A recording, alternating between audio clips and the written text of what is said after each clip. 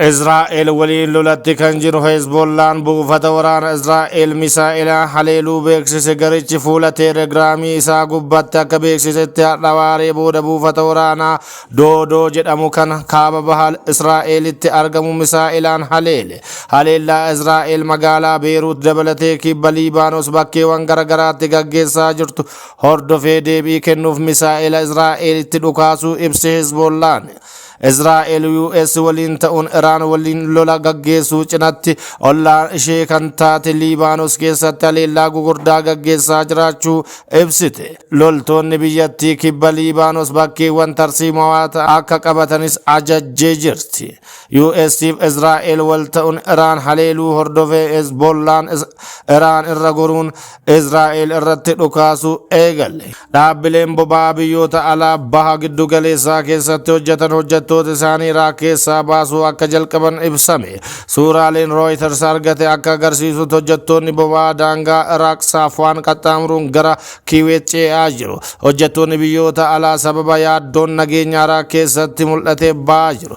Yeroo dhiyootti garamitti akka deeman ilaalla jechuun itti gaafatamaan nageenya dhaabbata boba'aa Ameerikaa Halliburton kan ta'an Muhammad Tamehe Reutersitti himaniiru. Waraana Iraan torbaan tokkoof ture keessatti dhaabbileen oomishaa fi raabsaa boba'aa irratti xiyyeeffatamaa tureera. Dhaabbanni boba'aa Ameerikaa HKN gareewwan seeraan ala Iraaq keessa socho'aniin haleellaa irraa ga'uu isaa erga gabaafameen booda biyyattii keessatti hojii dhaabuuf dirqameera. Buufatni waraanaa fi oomishtoonni boba'aa lola Iraan Ameerikaa fi Israa'el jalqabaniif haloo ba'uuf kan irratti xiyyeeffataman keessaa tokko.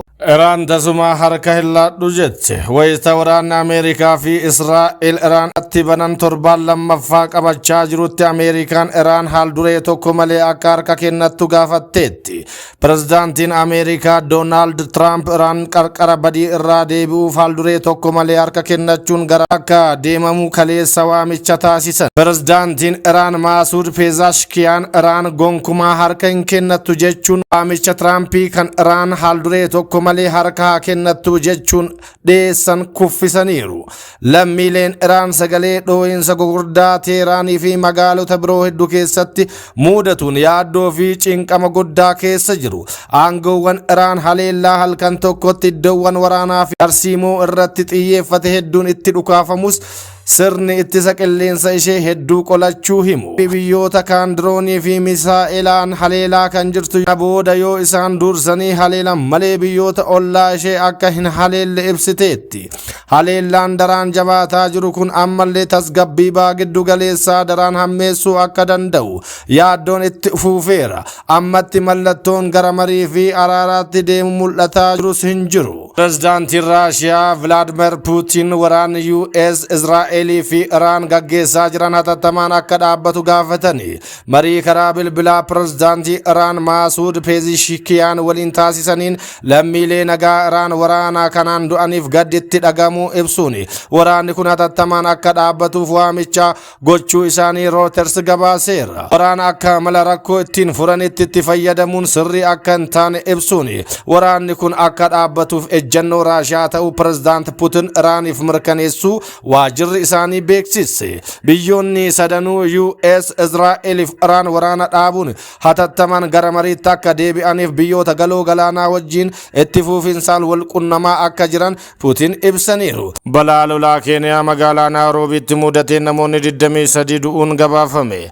Rooba cimaa roobeen magaalaa guddoo Keeniyaa Naayiroobiitti namoonni 23 balaa lolaan du'uu poolisiin biyyattii beeksise. Rooba cimaa halkan edaa jimaataa roobeen yoo xiqqaate namoonni 23 yoo du'an konkolaataawwan hedduu lolaadhaan fudhatamaniiru. Kanneen lolaadhaan fudhataman keessaa namoonni 30 lubbuun baraaramuu poolisiin beeksiseera.